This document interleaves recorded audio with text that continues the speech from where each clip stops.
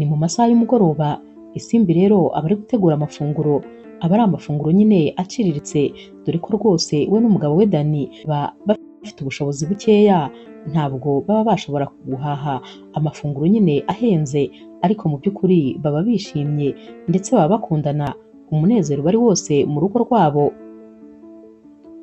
Mu kanya rero Isimbi amara gutegura maze akajya gutegura ameza, ashyiraho rero amafunguro, ariko rwose ari gutegura aya meza yibutse umunsi wa mbere asohokana na Dani, dore ko nyine basohoka bwa mbere babashije gusangira ikirahure kimwe kubera ko batari kubasha gukomanda ibirahure bibiri, bari abakene birumvikana.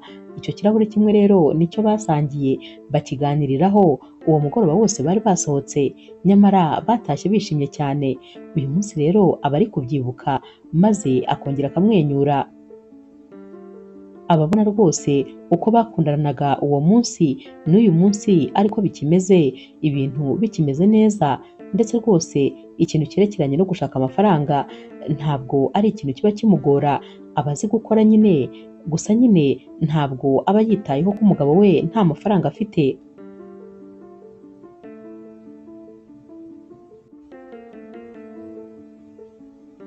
Amaze rero gutegura aya meza, yahise yigira inama ko yacana amabuji maze uyu mugoroba akawuhindura neza neza nk'uwo munsi wa mbere basohokana.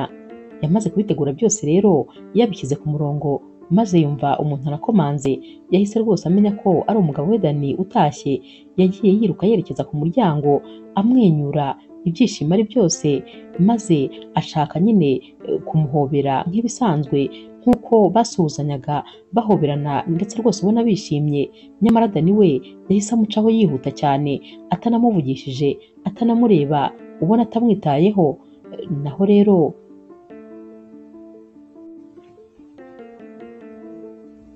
Isimbi ahita amuhamagara ati sheri, ko ugiye utanamvugishije, umeze neza? Nateguye amafunguro kandi nari niteguye ko rwose turi busangire. Uyu mugoroba yari yiteguye ko uri bube ari umugoroba udasanzwe. Naho rero Dani we nta nubwo yigeze amureba, ahubwo yahise amubwira ati ndumva meze nk'umuntu urwaye umutwe. Mu by'ukuri yari atashye adafite n'igikapu cye yajyanaga ku kazi, nyamara iki gikapu nta hantu na hamwe yajyaga agisiga.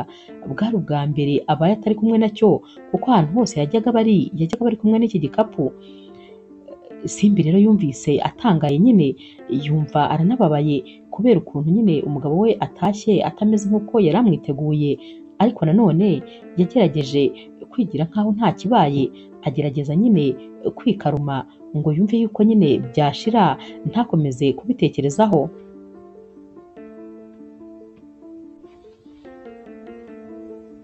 Nyuma y'amasaha rero Isimbi yasubiye kureba Dani maze aramubwira ati sheri, noneho waruhutse ngo uze tujye ku meza? Dani nyine yaje nko kumwikiza maze araza aricara. Isimbi rero yaramuteguriye ibyo kurya rwose yari asanzwe akunda cyane, yajyaga ndetse anabifungura ari kumubwira amagambo menshi kandi meza, nko kumubwira ko azi kubitegura, nko kumubwira ko biryoshye, ariko uyu munsi yari ari kubihondaho ifurusheti, ndetse rwose nta n'ijambo na rimwe ari kuvuga, ubona rwose atanaryohewe, ameze nk'umuntu wabihiwe mu buryo bugaragara. Isimbi rero yagerageje gutangiza ikiganiro maze ahita amubaza ati sheri, none se umeze neza noneho? Ahubwo se uyu munsi ku kazi nta mukiriya mushya wigeze ubona? Ntabwo wigeze uhura nyine n'umukiriya mushya? Aho kugira ngo Dani amusubize bajye muri icyo kiganiro baganire nk'ibisanzwe, yahise ahaguruka yihuta maze ahita amubwira ati reka njye kuryama ndananiwe. Kano kanya rero Isimbi yabonye ko rwose ishyamba atari ryeru, dore ko yumvise noneho ubwoba bumwishe. Yatekereje ko ibintu yari ari gukinisha ahari bishobora kuba bitoroshye habe na gatoya.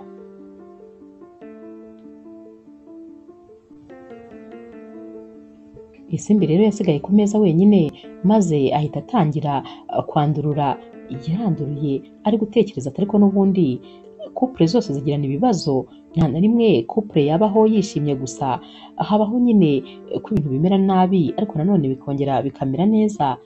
Ibi nabyo nyine bizakemuka. Ikindi kandi hari ibikomeye twanyuzemo bitari ibi ntabwo ari byo bigoye. gusa nanone mu kandi kanya akongera agatekereza ati ariko nanone umugabo wanjye kuba rwose atigeze anamvugisha ngo ambwire ikibazo afite nabyo ubwabyo ni ikindi kibazo.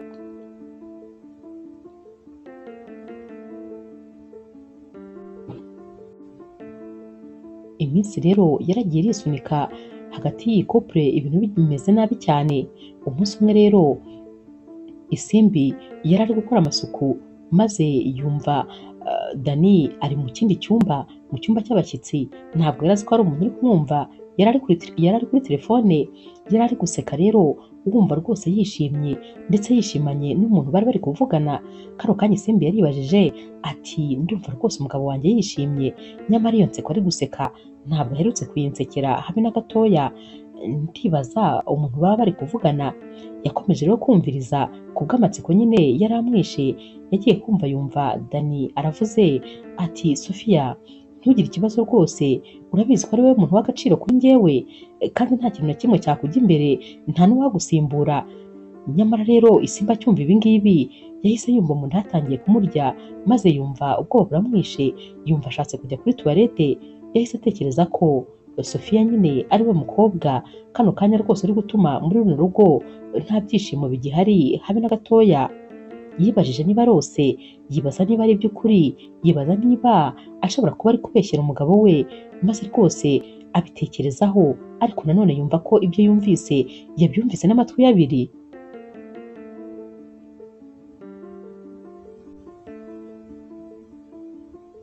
Isimbi rero yahise agenda yicara muri salo, maze agerageza kwikaruma, akajya yibwira ati ahari uriya muntu nyine ni uwo bakorana mu kazi, dore ko nyine muri kino gihe noneho Dani yari amaze kubona akazi keza, yari asigaye rwose akora akazi keza, asigaye ahembwa n'amafaranga menshi, ibintu byari bimeze neza.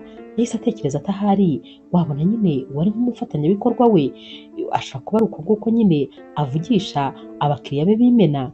Ndakeka ntakwiye rwose gukomeza kwirushya mu mutwe. Nyamara uko yageragezaga kose kugira ngo arebe ko yatuza, ariko umutima we wari wanze gutuza rwose, byaranze neza neza burundu.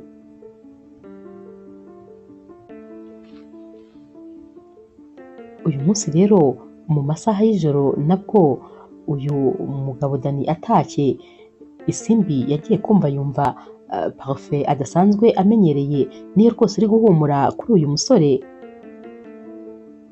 Yahise nanone akubita agatima ku bindi byose, maze amarira atangira gushoka mu maso ye, ariko nyine yari aryamye kandi yigize nk'umuntu usinziriye, agerageza rwose kubihisha kugira ngo ataza kubimenya. Mu mutima we yaribajije ati none se ubu nicyo gihe cyiza cyo kumuvugisha? Nanone yasanze atari cyo gihe cyiza, aravuga ati ahari nategereza igihe cya nyacyo maze tukazabivuganaho, n'ubundi kano kanya ndamutse mbimubajijeho yabihakana cyangwa akambwira nabi. Gusa nyine yaraye adasinziriye, maze bukeye ajya kureba umukobwa w'umushuti we, bakundaga nyine kuganira ibintu byose. Nyamara uyu mushuti akimukubita amaso yahise amubwira ati mbwira byose kuko ndabibona, ndakuzi, urabizi neza ko nkuzi iyo umeze neza niba ufite ikibazo, ndabibona ko ibibazo byakurenze, ni ikihe kibazo ufite? Naho rero Isimbi atumva ntabwo wabyumva ko rwose ubu tuvugana Dani ashobora kuba afite undi muntu mu buzima bwe, kubera yuko numvise amatelefone ye, ndetse rwose nagerageje no kureba muri telefone ye nsanga umuntu bita Sofia bavugana buri munsi ndetse umwanya munini cyane. Ikindi kandi asigaye ataha afite n'imibavu nyine idasanzwe atakuye mu rugo, itari iyanjye ndetse itari n'iye. Ndakeka rero rwose ko ashobora kuba hari undi muntu yamaze gushyira mu mutima we, cyane cyane ko njyewe atakinashaka kumwikoza. Wagira ngo ntabwo tukibana, nta kimvugisha, nta kinsekera, bya byishimo byabaga mu rugo rwanjye ntabwo rwose bikihaba. Ikindi kandi urabizi ko nyine ngomba guhangayika kubera ko Dani ni byose byanjye, urabizi rwose niwe buzima bwanjye, nta kuntu rero rwose nareka guhangayika.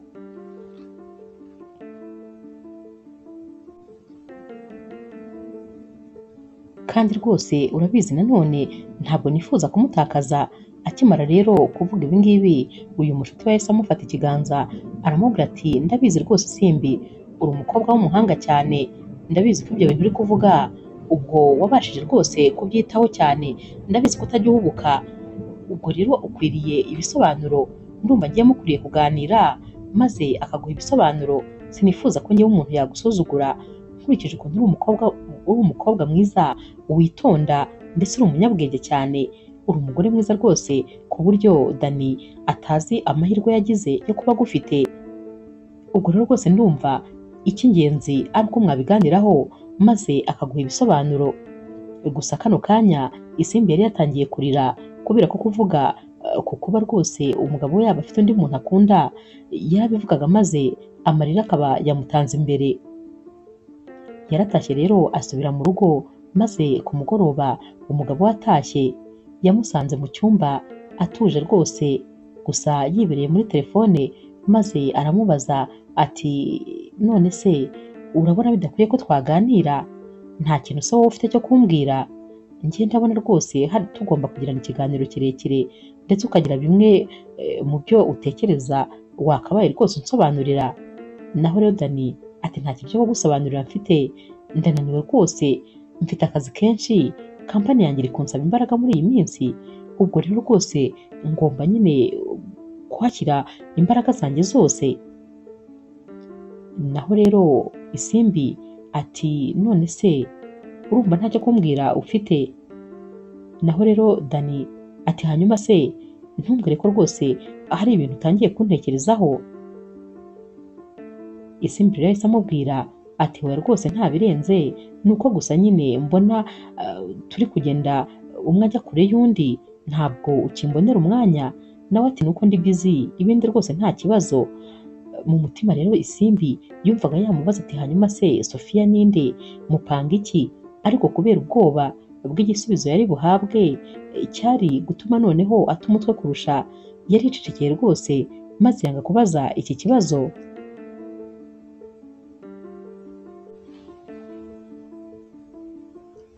Iminsi rero yakurikiye n'ubundi rwose Isimbi yakomeje kugenda yumva Sofia mu biganiro bya Dani kuri telefone. Ikindi kandi Dani yagiye arushaho kuba kure ye, dore ko noneho kumuganiriza byari hafi ya ntabyo, ndetse inshuro nyinshi agataha atinze cyane, ibintu rwose atajyaga akora mu busanzwe. Isimbi rero yakomeje nyine kwihangana, gusa nyine Saint Valentin yari yegereje, ubundi wari umunsi udasanzwe muri famiye yabo, dore ko nyine iyi couple yizihizaga Saint Valentin mu buryo budasanzwe. Isimbi rero yari afite ibyiringiro ko ahari kuri Saint Valentin ibintu byabo bishobora kuzongera bikajya ku murongo, ko ahari ashobora kuzagirana ibihe byiza n'umugabo we bari bamaze igihe bameze nk'ababuranye kandi babana.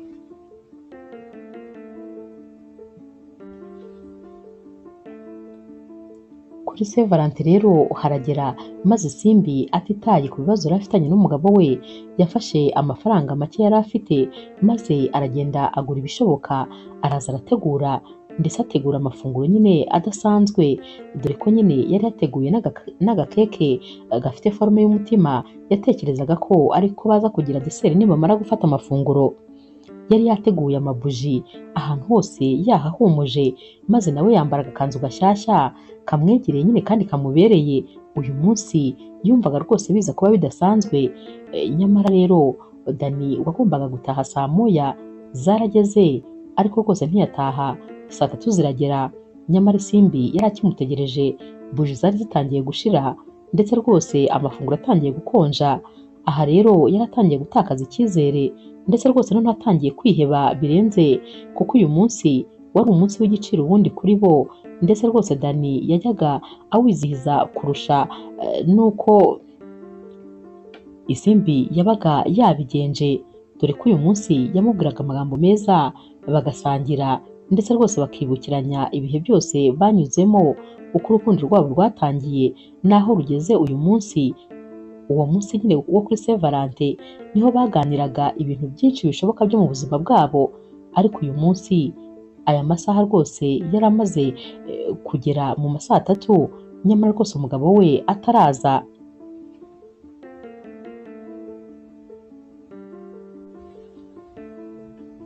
Nka saa yine n'igice rero yumvise ibirenge biri kuvuga ku rugi ndetse rwose yumva n'imfunguzo ziri kuvuga, yahise ahaguruka yiruka rero kugira ngo ajye gusanganira nyine umukunzi we, dore ko yari yamwiteguye birenze ibikenewe. Nyamara rero Dani we nta nubwo yashakaga kwinjira kuko yahise afata amvirope yari afite ayicisha munsi y'urugi, yahise kandi akomeza arigendera.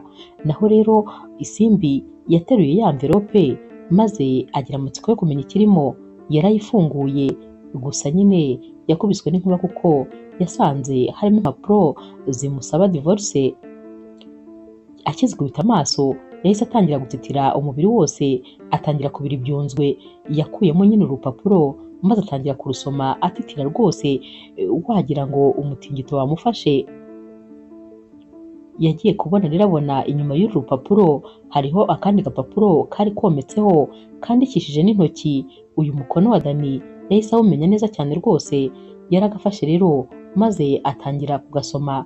Hari handitseho ngo wari mwiza cyane igihe nta kintu nari mfite, ndetse rwose nabonaga umpagije, nabonaga tuberanye, ariko ubu ngubu ntabwo ukinkwiye. Nicyo gihe cyo kugira ngo nshake undi mukobwa ujyanye na stati mfite uyu munsi, ujyanye n'uko meze, ujyanye nanjye nyine, ujyanye n'urwego ngezeho. Aya magambo rero Isimbi akimara kuyasoma yahise atangira kurira, gusa nyine ntabwo yari ari kwiyumvisha ko ibi bintu byaba biri kumubaho uyu munsi. Uyu munsi yari yiteguye nk'udasanzwe, uyu munsi yumvaga ari umunsi uri buze guhindura byose muri couple ye. Nyamara ahubwo uyu munsi wari ubaye wo gushyiraho iherezo, uyu munsi wari ubaye wo kurangiza couple ye burundu.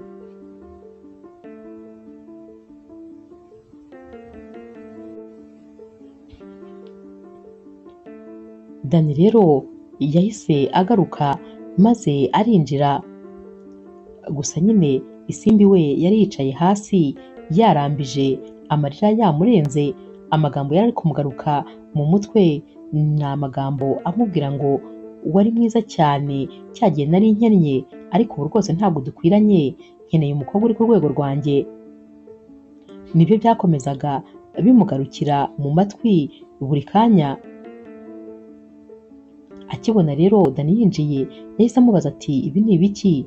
Naho Dani ati ni impapuro za divorce, kandi rwose ntabwo tugikwiranye, sinkigukunda, zisinye ubundi ukomeze ubuzima bwawe nanjye nkomeze ubwanjye.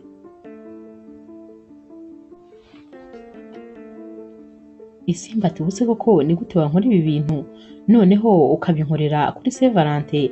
Urabizi ko nari nakwiteguye, urabizi ko numvaga uyu munsi ari umunsi udasanzwe kuri twebwe.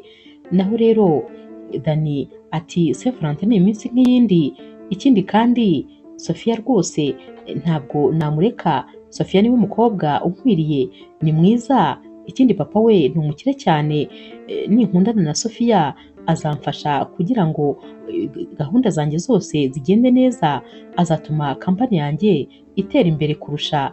Ubwo rero rwose nawe utangira utekereze ukundi kuntu wabigenza, kandi rwose ntabwo ukwiriye kungora. Izi mpapuro uzazisinye utagoranye, nta mpamvu yo kugorana ihari.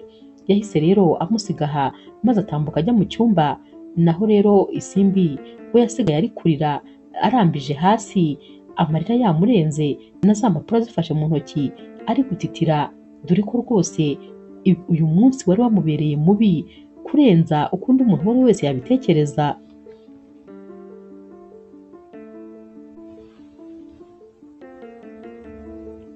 Umunsi rero wakurikiye Dani yarabyutse maze abwira Isimbi ati uyu munsi ntabwo nyine ugomba rwose kuguma hano, ndifuza gufata ibintu byawe byose ibyo wifuza maze ukagenda ukava hano, kubera ko ntabwo nshaka gukomeza kubana nawe, byabangamira umukunzi wanjye. Naho rero Isimbi ati none se koko uratekereza najya hehe?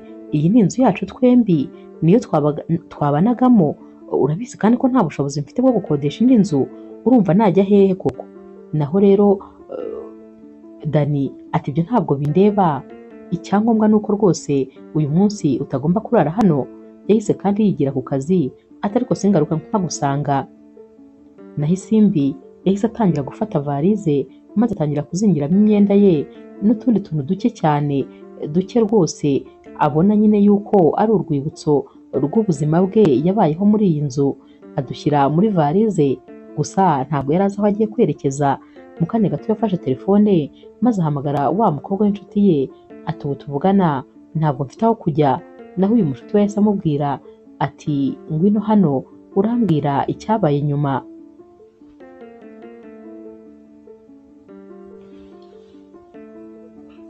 Isimbi yageze kuri uyu mushuti we yacitse intege, agenda arira inzira yose, amaso yari yamaze kubyimba. Naho uyu mushuti we akimubona yahise amuhobera, aramukomeza, aramubwira ati komera mushuti wanjye, ni ukuri komera, gusa nyine ntibikubabaze, Dani ntabwo agukwiriye, ntabwo ari umugabo mwiza kuri wowe, mwihorere, ndabizi neza yuko icyo amaze kugukorera nawe hari undi uzakimukorera, buriya ntabwo umuntu ajya ahemuka ngo bigende gutyo gusa. Nyamara rero Isimbi we rwose nta kintu na kimwe yari ari gutekereza, nta n'icyo yari ari kumva. Yaricaye maze ararira, yararize kuko nicyo cyo cyonyine yari ashoboye, ndetse rwose yamaze iminsi adasohoka muri iyi nzu, adahaguruka muri iyi ntebe yari yicayemo. Icyo yakoraga cyari ukurira gusa, yatekerezaga ko ahari aribyo byamuruhura. Uyu mushuti rero wa Isimbi yagerageje kumufasha gutuza. Nyuma rero y'iminsi yatangiye kujya abona amakuru acicikana aho Dani ndetse na Sofia babaga basohokeye bafatanye mu biganza, ari bonyine bari kuvugwa, ndetse abantu bavuga ko ari couple iberanye. Ikindi kandi uyu musore yari amaze noneho kubona amafaranga menshi, amafaranga yari afite yari amaze kwiyongera, mbese bari bameze neza cyane. Ibi byose rero byari bimeze rwose nk'inkota yajombaga Isimbi mu mutima.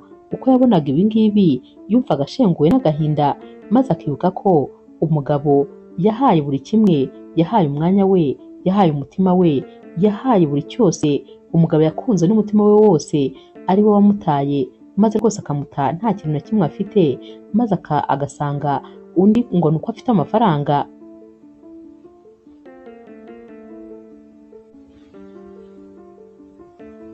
Iminsi yaragiye irashira, iyo rwose Isimbi yirebaga yatekerezaga ko hari nta gaciro afite mu buzima. Yibazaga niba ahazaza he hashobora kuzaba heza, yibazaga kandi niba Imana ikimwibuka, ndetse niba haba hari ikintu yaba iri kumuteganyiriza mu hazaza. Ariko uko yatekerezaga ibi byose yumvaga nta gisubizo abifitiye, ndetse yumvaga ahazaza hari ntahari. Icyo yatekerezaga neza, yari azi neza, ni ukuba yarahemukiwe, ni ukuba yarasebejwe.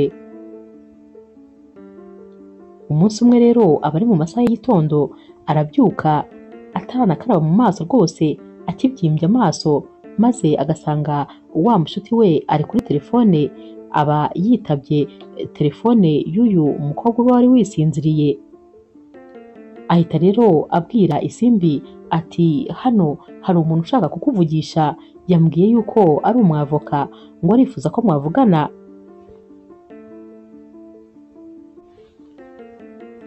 Isimbi riracyumva ngo ni umwavoka, yahise yibaza ati kandi se nanone Dani hari ibindi agiye kongereka, akaba agiye kongera kunsubiza mu mategeko?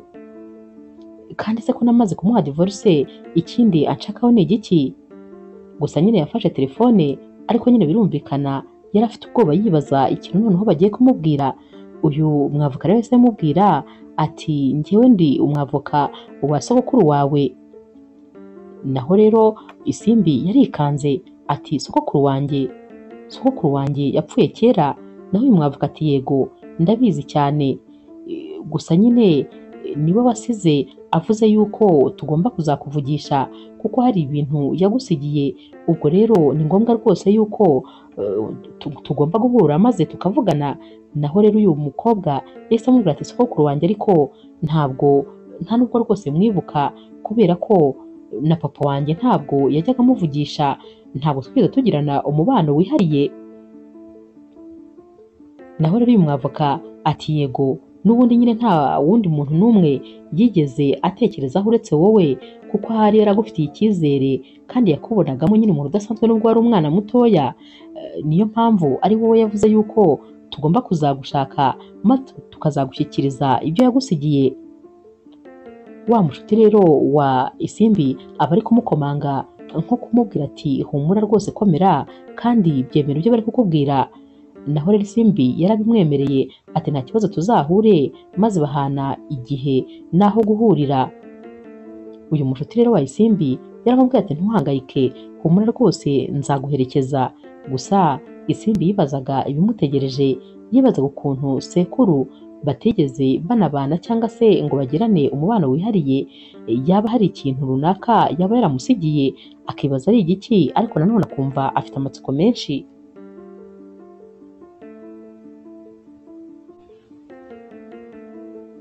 Umunsi wo guhura rero warageze, nyamara aho bagombaga guhurira hari muri biro y'uyu mwavoka. Bagezeyo rero maze baricara.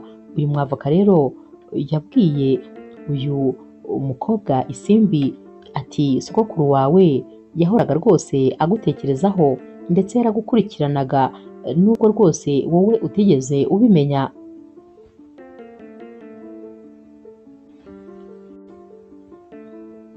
Ahita rero amuhereza amadosiye maze akamubwira ati aya madosiye akeneye yuko uyasinya. Sogokuru wawe yagusigiye kampani ihenze cyane ifite rwose hejuru ya miliyari y'amadolari. Iyo kampani rero ubu kano kanya rwose iri mu mazina yawe.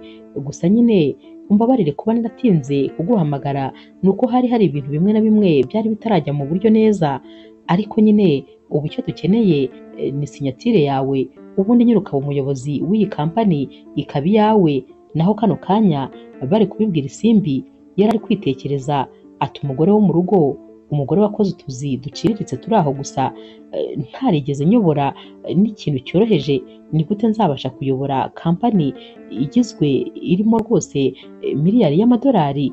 Ntabwo ibi bintu bishoboka. Ahubwo se ni gute aya mafaranga naba nyabonye kano kanya? Ni gute ibi bintu byose byaba bibaye ibyanjye? Ntabwo yari ari kubyumva, yari ari kubitekereza akajya yumva biri kumusiga, akagira ngo ahari rwose ari kurota.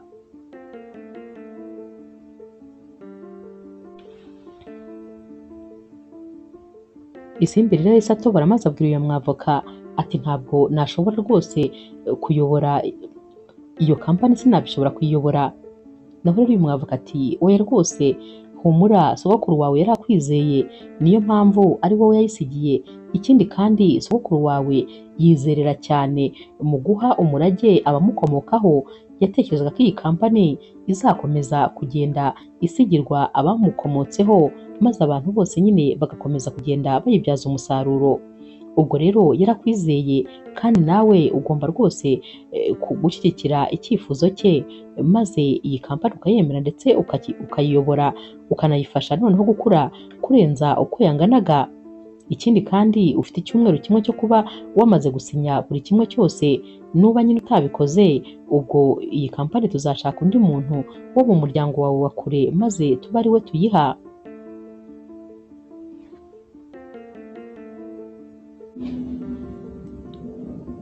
Uyu rero mushuti wa Isimbi yahise amubwira ati ni amahirwe kuri wowe, ni ukuri dore ibintu byose byari bimaze rwose kwangirika, ntiwari ufite aho kuba, ntiwari ufite icyo gukora. Kano kanya ni amahirwe kuri wowe rwose yo kuba ubonye ibi bintu byose. Naho rero Isimbi we yari ari kurira, ariko noneho atari amarira y'umubabaro, ahubwo yari amarira y'ibyishimo. Yahise rero abaza uyu mwavoka ati hanyuma se biransaba iki? Naho rero uyu mwavoka ati ni impapuro ugomba gusinya, ubundi nyine tukazazisomera imbere ya noteri, ubundi nyine bikaba birarangiye, ubonye umurage wawe urawuhawe.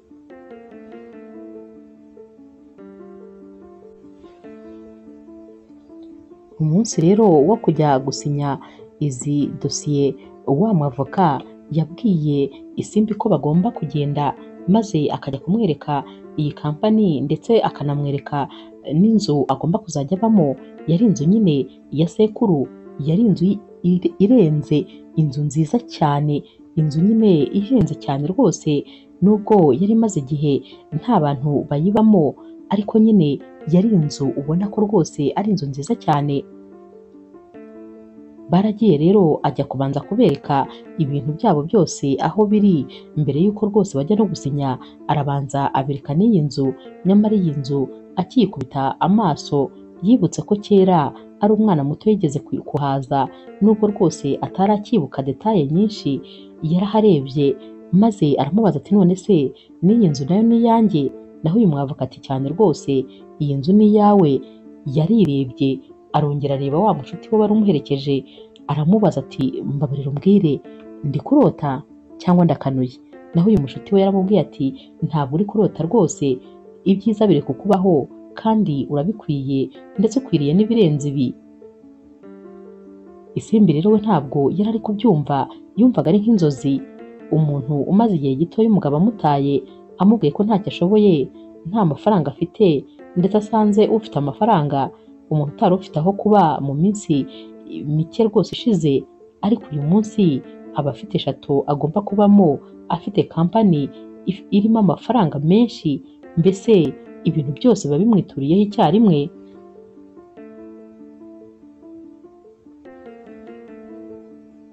Uyu mwavoka rero kandi abwira Isimbi ati ntabwo nubwo ukwiriye guhangayika, kubera yuko kampani yanyu n'ubundi irakora, isanzwe yubatse neza cyane, ifite abantu nyine bayishinzwe.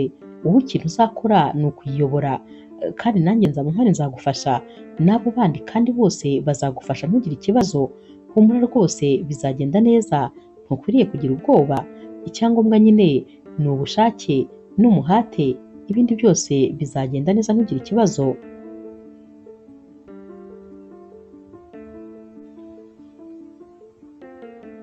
Uyu munsi rero batashye, Isimbi nta kindi kintu yari ari gutekereza uretse ukuntu Dani yamusuzuguye. Kano kanya yari ari gutekereza ati nibura nanjye mbaye umuntu, nanjye ngiye kugaragara, nizere ko rwose Dani wansuzuguye nawe ubu ngubu noneho nambona azabona ko nabaye umuntu wihagazeho. Ibi bintu byaramushimishije, yumvaga mu minsi myinshi ishize atishimye. Iki ngiki ari ikintu cyo kwishimira, ndetse rwose yarabitekerezaga maze akamwenyura.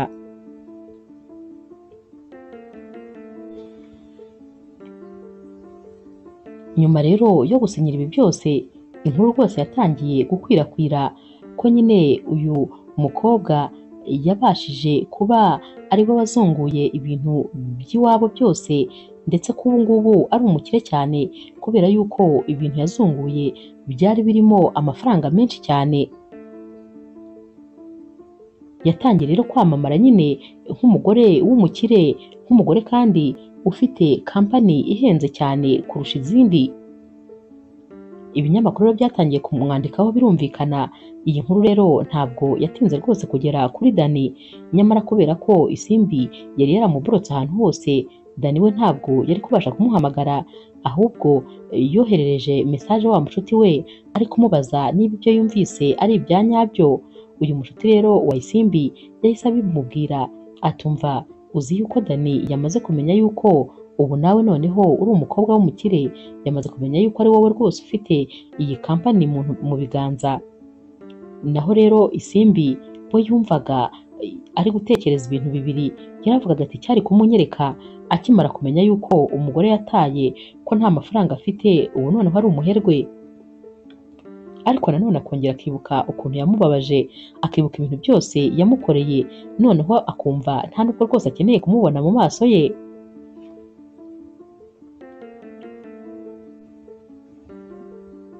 Isimbi rero yoroganije inama kugira ngo nyine abashe guhura n'abandi bayobozi bo muri iyi kampani, ndetse rwose avugane n'abashoramari ndetse n'abandi bafatanyabikorwa bose babasha nyine kuvugana. Iyi nama rero yari inama nyine yari yiteguwe, ndetse rwose bumvaga bari bunayiboneremo ibisubizo byinshi. Gusa we nyine wa mwavoka yakomeje kumuba iruhande kugira ngo amufashe muri byose, kuko niwe wari uzi ibi bintu guhera ku itangiriro. Rero yagombaga kumufasha kugira ngo abashe rwose nawe kumva ari mu mwanya yakabaye arimo. Uyu mukobwa w'inshuti ye nawe ntiyigeze amuva iruhande, aho yabaga ari hose yabaga yamuherekeje. Inama rero yaratangiye maze batangira kumubaza ibibazo. Bamubajije rero experience yaba afite muri aka kazi iyi kampani yakoraga, nawe yababwiye ko nta experience afite, ariko nk'uko sekuru yamuhisemo ndetse yamugiriye icyizere nawe akifitiye ko rwose azabikora neza nk'uko bigomba, gusa icyangombwa ari uko bagomba kumuba hafi ndetse nyine bakamufasha muri byose.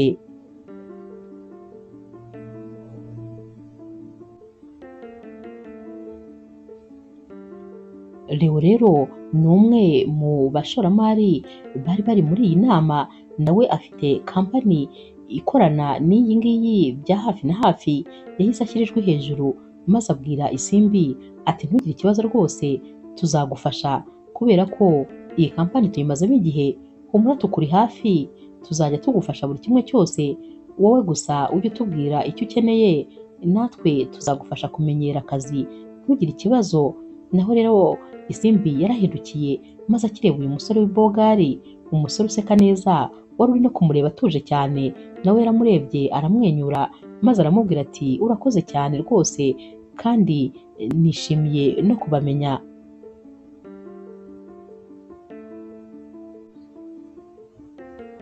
Iminsi yakurikiye rero yatangiye nyine akazi, maze rwose atangira kugenda abyitwaramo neza, nubwo nyine ibintu byose yari atarabimenyera. Yatangiye rero kugenda asoma ibintu bimwe na bimwe sekuru yari yaranditse, ndetse ubwo habaga harimo n'ibyifuzo bye, aho yifuza kuzabona kampani ye, ibyo yifuza ko izakora byose yatangiye kugenda abisoma, maze muri we yibwira ko rwose agomba kuzabishyira mu bikorwa byose nk'uko nyine sekuru yari yarabivuze. Nyamara rero Leo, wa musore nyine w'umufatanyabikorwa muri iyi kampani ye, nawe ntabwo yigeze amujya kure, dore ko nyine yakomezaga kuza kumureba ndetse rwose akamubaza niba hari ikibazo afite kugira ngo abe yamufasha. Yamufashije rero muri byinshi ndetse rwose amufasha no kurenza abandi bose bakorana. Gusa nyine Isimbi we yashimishwaga n'ukuntu uyu musore yabaga yamwitayeho, yamuciriye bugufi ndetse ari no kumuvugisha amusekera ibintu rwose atari aherutse. Yakundaga rero ukuntu nyine wo kubona uyu musore yishimiye akazi yabaga ari gukora.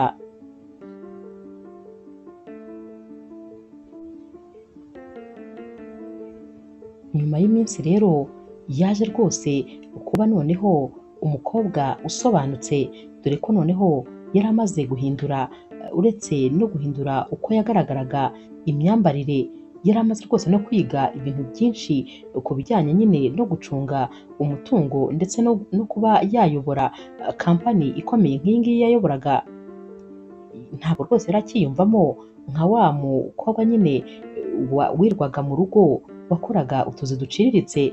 Aka kanya yari amaze noneho kujya yiyumvamo nk'umukobwa kuko w'umuyobozi, dore ko nyine yari asigaye atanga n'ibitekerezo mu nama, abantu bose bakikanga bakibaza niba ari wa wundi waje nta kintu na kimwe azi, bikabayobera. Nyamara ibi byose rero byari ku bufasha yari yarahawe na Leo, ndetse rwose yatangiye kugenda asoma n'ibitabo noneho byinshi bitandukanye. Uyu mukobwa yaragiye rwose arahinduka mu buryo bugaragara, haba ari mu kuvuga, haba ari mu gutekereza, ndetse rwose n'uko yagaragaraga byose byaragiye birahinduka burundu burundu.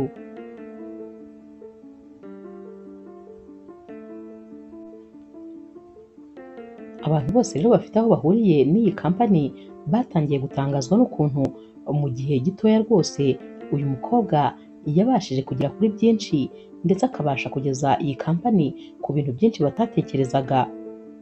Yarakoraga agakora abandi bose bagataha, akaba ariwe usigara, nyamara ariwe muyobozi, ariwe wakabaye anataha rwose hakiri kare, ariko we ntabwo ibyo yabikozwaga, kuko ibintu byose yashakaga kuba yarebye ko bimeze neza, yarebye ko dosiye zose zimeze neza, mbese yarebye ko nta kosa na rimwe riri muri iyi kampani.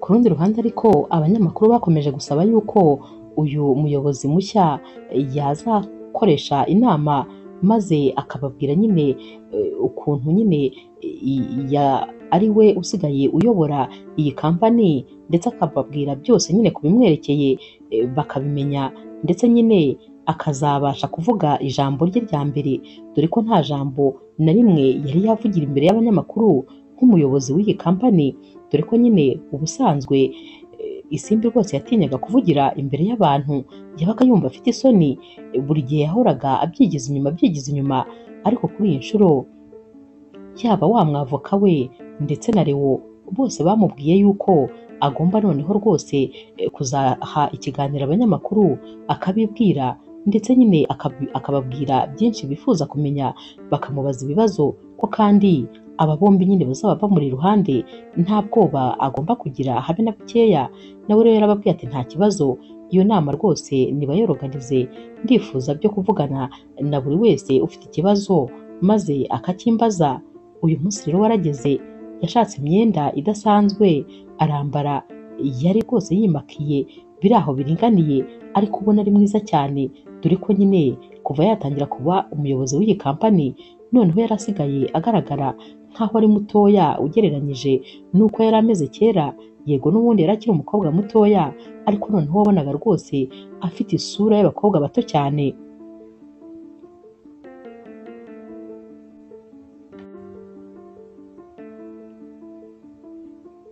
Isimbi rero yinjiye muri sale y'inama, maze akimara kwinjiramo ibibazo byahise bitangira. Ubwo bamwe bamubaza bati ko utigeze wiga ibijyanye n'ibyo uri gukora ubu ngubu, wabashije gute kwisanga muri ibi bintu, ahubwo se wabashije kwiyadabuta gute mu bintu utigeze wiga?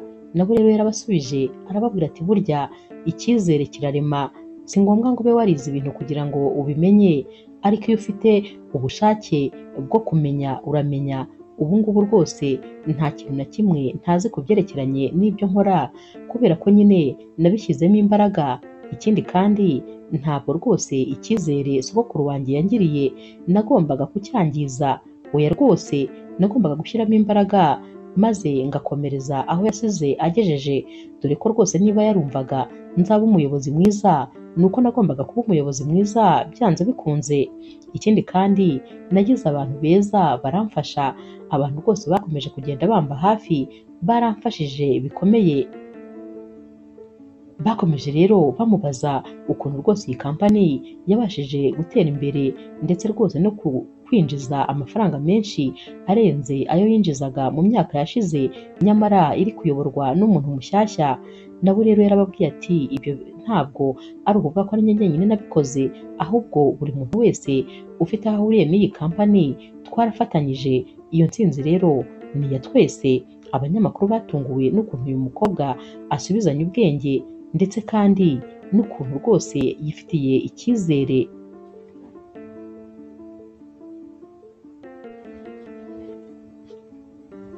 Naho rero ku rundi ruhande, abantu nyine bari barashoye imari muri kampani ya Dani bagiye babona ko uyu musore atari uwo kwizerwa, ndetse ko iyi kampani ye rwose idafite imbaraga, ndetse ko ibyo yabijeje byose nta na kimwe yigeze abasha kugeraho. Abashoramari rero batangiye kugira ubwoba ko amafaranga yabo ashobora guhiramo, niko batangiye kugenda amafaranga yabo bagenda bayakuramo buhoro buhoro bakuramo imigabane yabo, maze uyu musore agasigara abona rwose kampani ye iri kugenda isubira inyuma cyane. Naho rero papa wa Sophia utari warigeze amenya ibi byose, ko rwose uyu musore nta n'ubumenyi bwinshi cyane yari afite mu kuyobora kampani, ariyo mpamvu kampani ye yagiye imera nk'imuhombana, yaramwegereye aramubaza ati kubera iki watumye nshora amafaranga menshi muri kampani yawe, nyamara wari uzi yuko itari gukora neza? Kubera iki wankoze ibi bintu? Njyewe ntabwo nigeze nitaho rwose kureba ibyo muri kampani yawe, kubera ukuntu umukobwa wanjye yahoraga akumbwira. Natekereje ko nyine ngomba kuyashoramo kubera umukobwa wanjye, ariko ndabona ko rwose nta kigenda, ndetse kampani yawe iri guhomba bikabije. Ndashaka rero nanjye amafaranga yanjye. Nyamara rero uyu musore yagerageje kubasaba ko rwose bakwihangana, ariko bose bari barihanganye bihagije, bose bakuyemo amafaranga yabo, maze kampani y'uyu musore iragenda igwa ityo, yabaye nk'ihanutse muri etaje maze ikikubita hasi.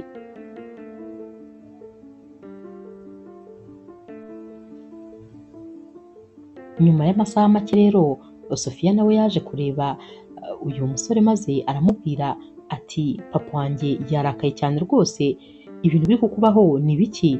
Ni gute kampani yawe iri guhomba nyamara rwose noneho ahubwo yari yarangije kugera hasi? Naho rero uyu umusore Dani yahise amubwira ati nanjye ntabwo nzi ibiri kumbaho ariko ndi gutekereza icyo gukora, ahubwo ndifuza ko nyine wamba iruhande maze ukamfasha.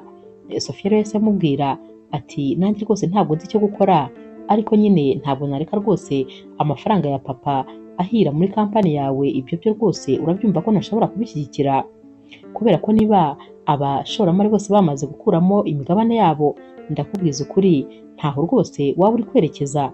Gusa ibi bintu byose wakabaye warabitekerejeho kera, ntabwo wakabaye ubitekerezaho ubu ngubu. Naho rero uyu musore we nyine icye cyari ukwigurira imodoka zihenze, amakositimu ahenze, agasohokera ahantu hahenze, nibyo yahaga agaciro kurusha ibindi, aho kugira ngo yite kuri iyi bizinesi yabashaga kumuha amafaranga yo gukora ibyo byose.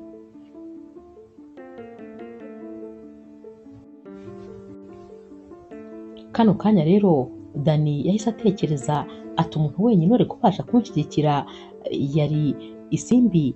Ubu rwose Isimbi we yari kuba ndi iruhande ndetse yari kuba yaranashyigikiye nkaba ibi byose ntari kubigwamo, ariko kano kanya byose narabyangije. Nyamara rero mu minsi yakurikiye inkuru zaragiye zirakwirakwira ko nyine Dani kampani ye yahombye kubera kutamenya kuyimanaginga ndetse no kubera rwose imibare mike ye, kubera kandi ukuntu yiberaga mu bihenze ntiyite kuri kampani ye.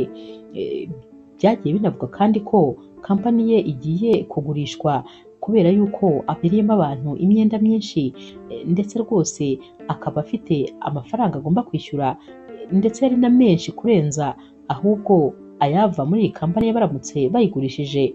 Uyu musore nyine yari ari rwose mu rugendo rwo gusubira ku isuka.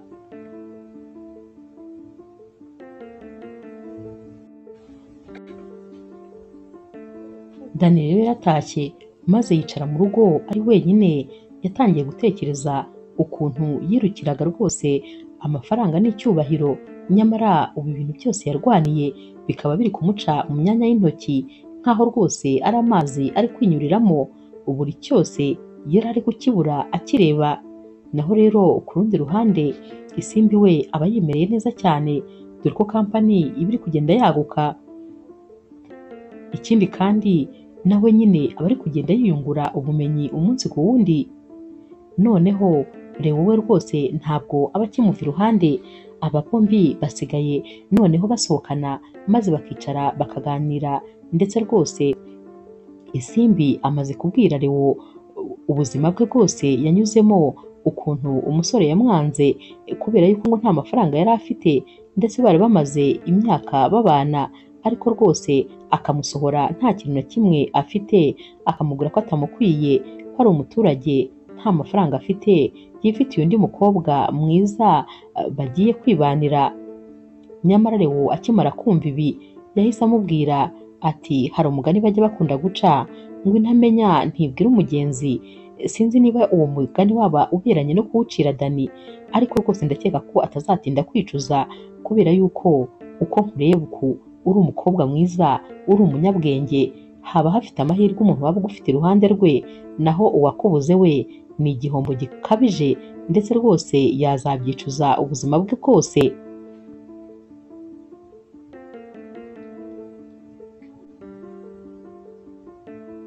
Sinzi ukuntu rero Isimbi ari kureba mu binyamakuru yagiye kubona akabona inzu Dani yakoreragamo iri kugurishwa. Ubwo ni ukuvuga ko nyine mu by'ukuri iyi kampani yose yari iri kugurishwa, ndetse rwose n'inzu yabagamo nayo yari iri kugurishwa, n'indi mitungo yose yagurishwaga.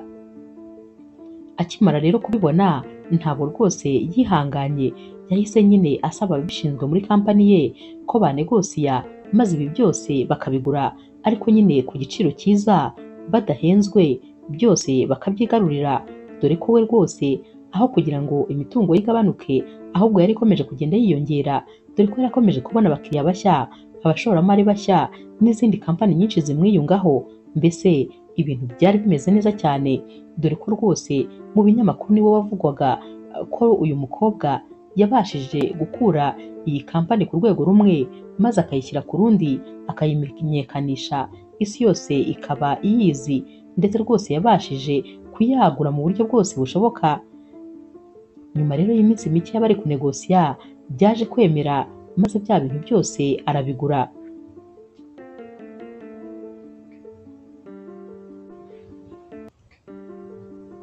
Nyuma y'icyumweru rero bamaze kugura, bahise bandikira iyi kampani ya Dani maze bayibwira ko iyi nzu n'ibindi byose baguze babishaka nyuma y'iminsi 30.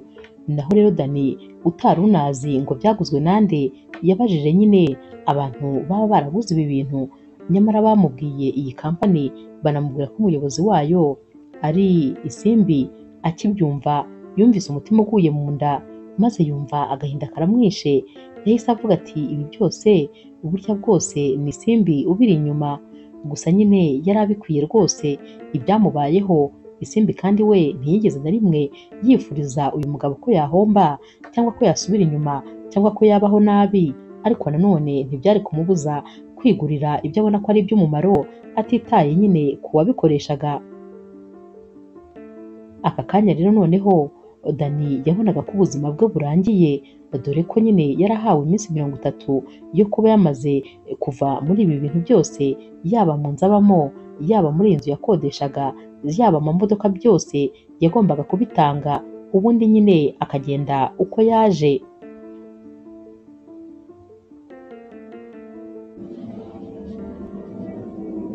Wa mukobwa rero w'umushuti wa Isimbi n'ubu rwose baba bakiri inshuti, yahise rero amuhamagara maze aramubwira atumva ati ndakubwiza ukuri, ubu ngubu rwose Dani arenda gusara, ngo ntafite aho kujya, ngo inzu ye nyine ngo wayiguze, ngo n'ibindi bintu bye byose wabyigaruriye.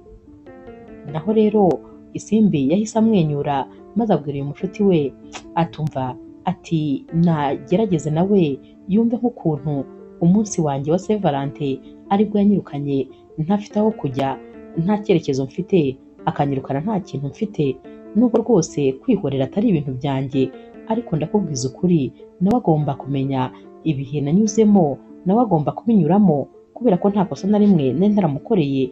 Yagombaga no kunyihanganira nibura niyo yari kugenda agakomezanya n'iryo habara rye, ariko nanjye akandekera nibura aho kurara.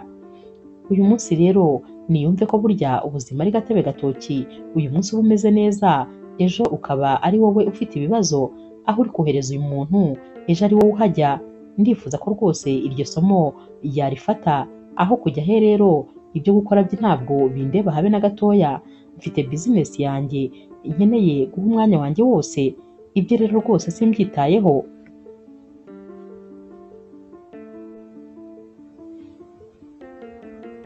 Umunsi umwe rero Isimbi yari yakoresheje inama, dore ko ari we nawe wari uyiyoboye.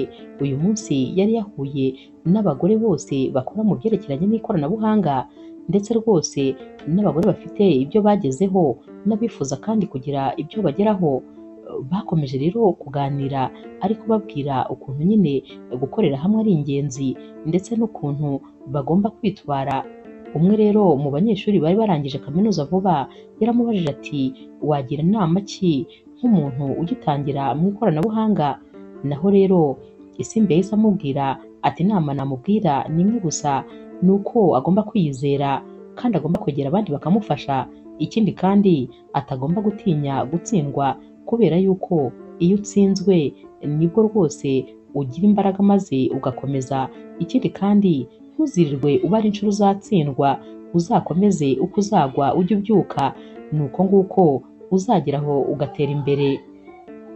Ikindi kandi ntuzigere na rimwe wanga kwiga, ntuzigere na rimwe wanga abagufasha, kuko ni ingenzi cyane. Nta muntu ujya wihaza, ndetse nta n'umuntu ujya umenya ubwenge buhagije.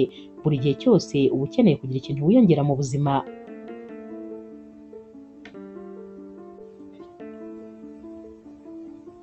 Inama irangiye rero wa mushuti we yaramwegereye maze aramubwira ati biratangaje ukuntu rwose usigaye uri umugore w'icyubahiro, ukuntu abantu bose baba bakeneye ibitekerezo byawe. Felicitasiyo, ni ukuri wabigezeho ni ukuri.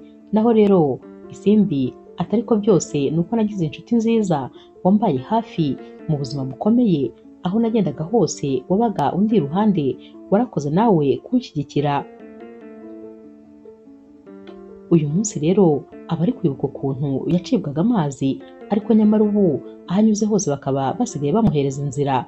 Ikindi kandi aba yaramaze no kwibagirwa Dani kera rwose yaramukuye mu buzima bwe, dore ko nyine Leo baba bemeraniye neza ndetse rwose basigaye banakundana, urukundo rwabo rugeze kure, dore ko noneho uyu mukobwa aba asigaye yiyumva nk'umuntu nyine wishimye, nk'umuntu ukunzwe, nk'umuntu kandi w'agaciro kenshi.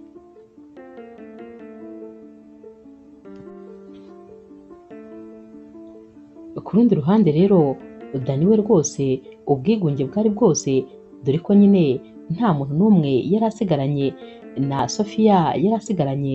Yaraje maze aramubwira ati warakoze kunsebya, wari waransezeranyije ko uzankunda, nzaba mu buzima buhenze, ibintu byose bizaba bimeze neza, ariko ndebera ukuntu wancebeje. Gusa nyine nta kibazo, uyu munsi hari abantu turi busangire, ahari ndanahura n'umusore wabashije kubigeraho, umusore wabashije gutsinda mu buzima utari ikigwari nkawe.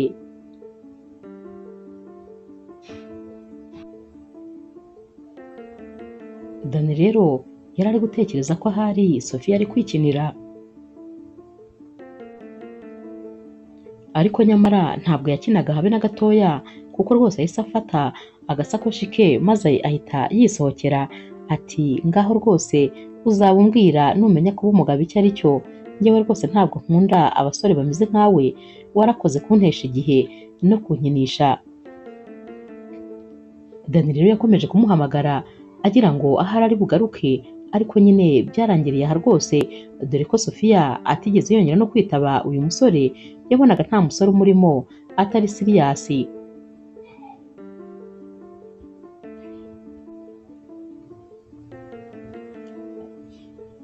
Naho rero Dani yabonye ko rwose noneho asigaye wenyine, ibintu byose byari by'ingenzi kuri we yamaze kubitakaza. Ari wenyine rero muri aka kazu gatoya yari asigaye abamo, dore ko rwose atarakiba no mu nzu ifatika.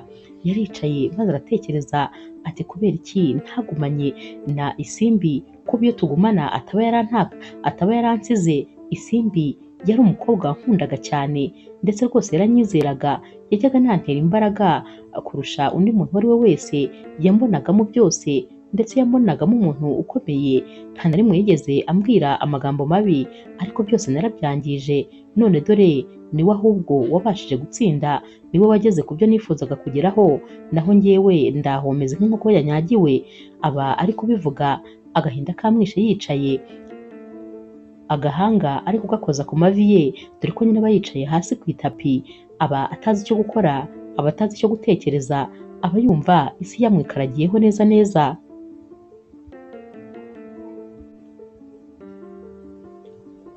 Umunsi umwe rero aba ari mu masaha ya nyuma ya saa sita, imvura iba iri kugwa. Isimbi rero asohoka muri iyi kampani yabo agiye kujya kwinjira mu modoka, maze agahita asanga Dani ahagaze iruhande rw'imodoka ye. Yari ari kunyagirwa yatose, ibishojoba rwose byabaye byinshi. Nyamara Isimbi we yaravuze ati ese nibeshye cyangwa niwe? Yihanaguye mu maso, arebye neza abona uyu musore. Dani rero we yahise aza yiruka amusanga, maze akimugera iruhande yahise amubwira ati ndakwinginze rwose mbabarira, naribeshye, Sophia niwe wambeshye. Naho rero Isimbi ati mbabarira uceceke, ceceka rwose. Yari ari kumwerekesha ikiganza amubwira ati ceceka.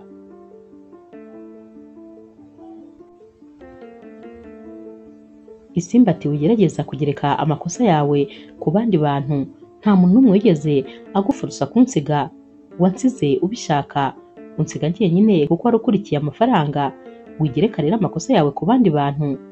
Naho rero Dani ati ariko rwose narakosheje, ndifuza ko rwose wambabarira, ndifuza ko wakongera ukangirira icyizere, kubera yuko ibyiza byose wankoreye sinigeze ngushimira, ndabizi, kandi wankoreye ibyiza byinshi, ariko kuri iyi nshuro ndifuza kugushimira ku byo wankoreye byose. naho rero Isimbi atariko ibyo byose ntabwo byakubujije kunta nk'amasogisi ashaje.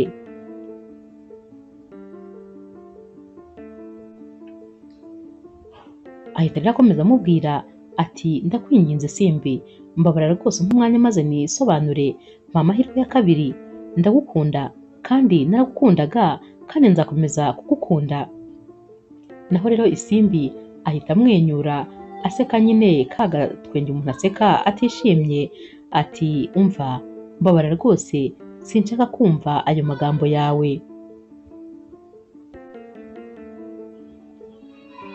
Wanseze rwose kubera ko wari wa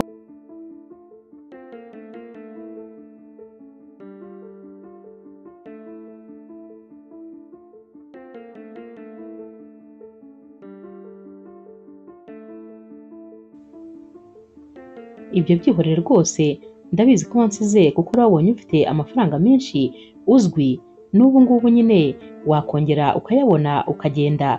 Gusa njyewe rwose namaze guhindura paje, ubu ngubu tuvugana mfite umukunzi unyumva, unyizera, wankunze uko ndi, udafite ikintu na kimwe ankurikiranyeho, ndetse rwose umukunzi umbwira amagambo yo kunkomeza, umba hafi buri munsi, aho utari uri nyine yarahabaye.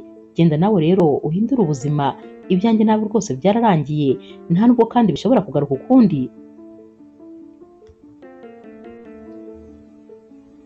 Isimbi rero aba yumva atanyuzwe, arongera akamubwira ati ntiwashakaga se umukobwa nyine ujyanye n'urwego rwawe? Ubu rero njye ntabwo ndi ku rwego rwawe, ndakurenze, ahubwo n'ubundi genda nyine ujye gushaka umukobwa uri ku rwego rwawe. Nicyo bivuze. Uyu musore rero Dani yabaye nk'umvise bamukubise inshyi nyinshi rwose mu matama yombi, kuko yumvise acitse amazi, imvura yari iri kumunyagira ari nyinshi. Abasekirite rero barebaga ibyari biri kubera aho bahise baza maze bafata uyu musore baramusohora.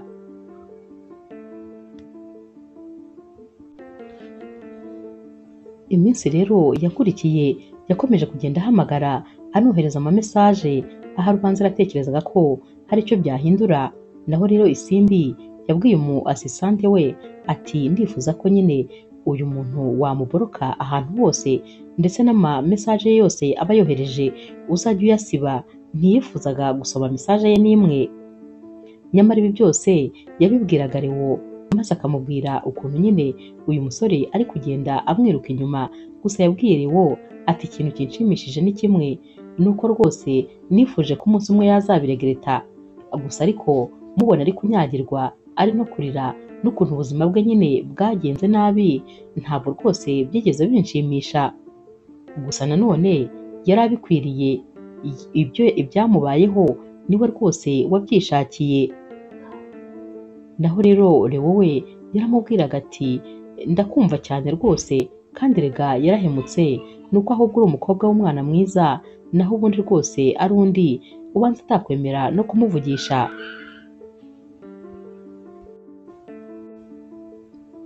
Leo kandi yakomeje amubwira ati yarakoze kukuvira mu buzima, kuko iyo ataza kukuvira mu buzima aka kanya simba ngufite, simba mfite umunezero mfite.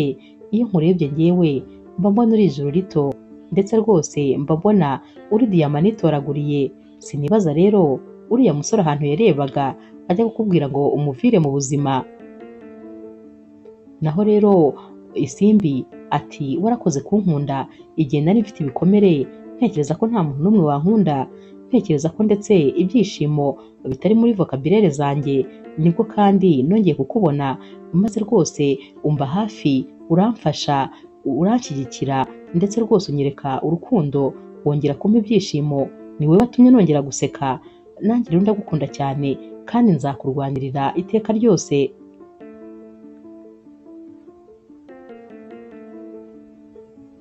Kubera rero ukuntu n'ubundi Dani yakomeje kuzonga cyane, Isimbi yageze afata telefone maze amwohereza mesaje igizwe n'interuro rwose itari ndende cyane. Ati wansize igihe nta kintu na kimwe nari mfite, none urashaka kugaruka kuko mfite byose? Nta mwanya mfite, nanjye ndahuze rwose, ndi gushaka iterambere. Nuko yamwandikiye maze n'ubundi arongera aramuboroka ku zindi nimero nshyashya zose yari ari kujya afata amwandikira. Iyi message rero Dani akimara kuyibona ntabwo yigeze imuva mu matwi, kuko nawe yakomeje kujya imugarukira nk'uko ya yindi yabwiye Isimbi nawe atari yarigeze ayibagirwa. Gusa nyine Dani rwose yatekerezaga ko ahari yongeye kubona andi mahirwe atakongera kumera uko yameze, atakongera kandi gukurikirana imitungo ngo akurikirane icyubahiro, akurikirane stati, ahubwo nyine yaha agaciro umuntu nawe wamuhaye agaciro, ariko byari byararangiye, ntabwo byari bigifite igaruriro, yari yaramaze gutakaza byose.